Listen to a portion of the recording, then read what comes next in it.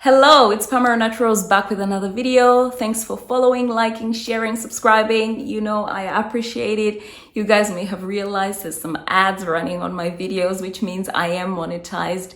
And it's really good to finally have some reward to the hard work that you put in as a YouTuber. I tell you, it's like a second job.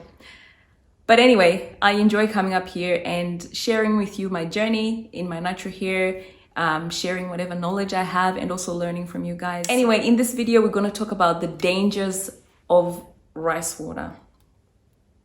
We're going to talk about the pros and the cons of using rice water on your natural hair. And I'm going to delve into more the cons because I feel like they're the ones that are probably not discussed as much up here on YouTube. Everybody's just crazy about rice water, you know, grew my hair to my back, you know, rice water in 2 weeks, you know, extreme hair growth with rice water, etc. Yeah, so we're going to talk about some dangers because you do not want all your hard work that you've put in to grow your hair to just be handed to rice water. I mean, yeah, it's not that serious. So we're going to talk about some pros, we're going to talk about some cons, and we're also going to talk about or tackle some questions that each one of us need to answer before we put any rice water or any product even on our hair. And this is the safest way to try these new trends or these new products that are coming out. If you're interested, keep watching.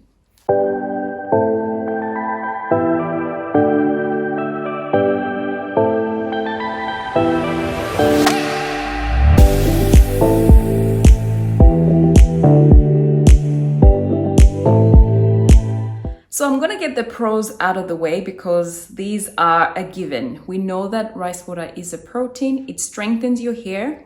It gives your hair shine. It's an anti-breakage. So, you know, it helps prevent breakage. And with all these properties, it also helps you retain your length. And one of the reasons African women do not see their length or their hair grow to long, amazing lengths for years and years is because of breakage. Our hair is so delicate and fragile. And when handled, you know, with ignorance, or if you don't know what you're doing, you know, you just end up breaking your hair with every manipulation. So anything that's going to help us have strong hair, that helps us retain our length, we want it. We want it. We want it. I'm here for it. Another thing that the Yao women report about rice water is that it actually helps them have really black, shiny hair. And I think there's a little bit of research to suggest that it promotes melanin. I have to say there's not such a strong, you know, evidence-based, you know, conclusion yet, but that's what they claim. And obviously, you know, we've seen or we've heard that, you know, Yao women, even the older women, you know, that are supposed to be graying still have black hair. So it's possible that rice water does actually promote melanin in your hair or the production of melanin. So yeah, it's definitely worth trying because, you know, there have been many reports, people out here screaming and shouting and going crazy about rice water and its benefits. And it's not just people in the African or natural hair community, it's all races. In saying that, however, there are some cons and there's some reasons that you need to be careful about before you use rice water that can actually damage your hair. So I also wanted to come up here and talk about one of the biggest cons of rice water, which is that it can dry your hair. It can cause dryness and brittleness that can end up having you, you know, having damaged hair or your hair falling out or breaking off because it's just too brittle, too strong. So it snaps. And that's the place where we don't want to be. That it's a protein, so it has potential to dry your hair. And I've spoken briefly about this in my previous video. I'll put a link above if you guys are following the rice water or the rice series. We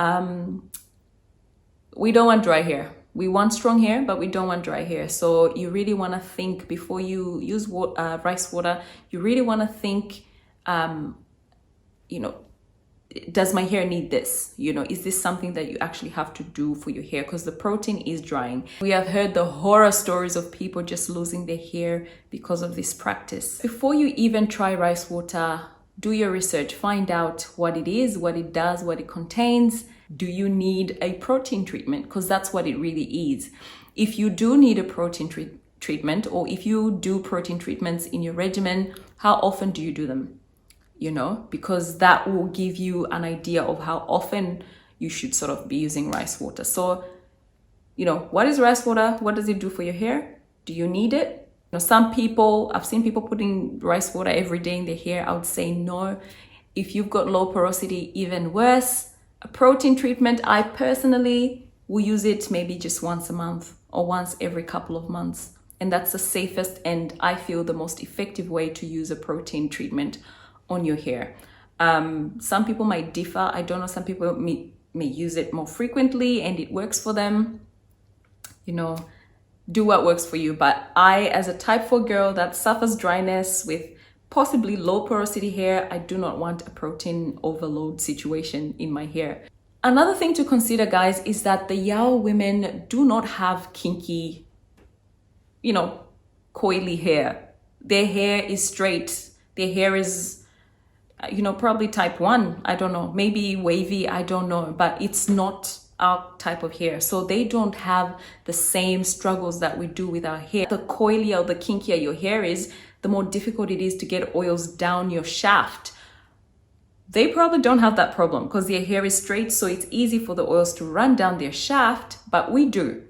So while they might be able to afford, you know, a protein treatment more often, we can't because, you know, we're struggling with dryness already. So things that have potential to cause further dryness or more dryness, yeah, we don't want that. Another thing is also the frequency of use can be drying as well. When you put rice water on your hair, it forms a little barrier, if you may, starchy barrier that protects your hair, strengthens your hair, but can also cause dryness and brittleness because it closes the cuticle and then all of a sudden you can't open your cuticle back to allow moisture in. What's your hair porosity? You want to really ask yourself that question. Is it high? Is it low? You know, what sort of, you know, products do you normally use in your regimen? Do you feel like a lot of the times you need protein in your hair, or is it moisture?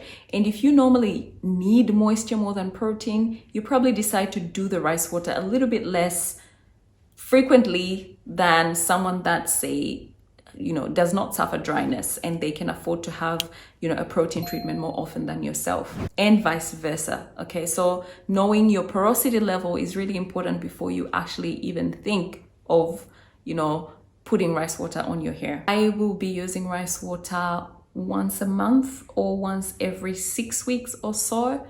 My hair does suffer breakage and it can be stronger, but it cannot be drier. I cannot afford to have hair that's drier than this hair that I already have. So I'm not gonna do an overkill with rice water. I'm really going to use it sparingly, which is how I would use a protein treatment, any other protein treatment anyway.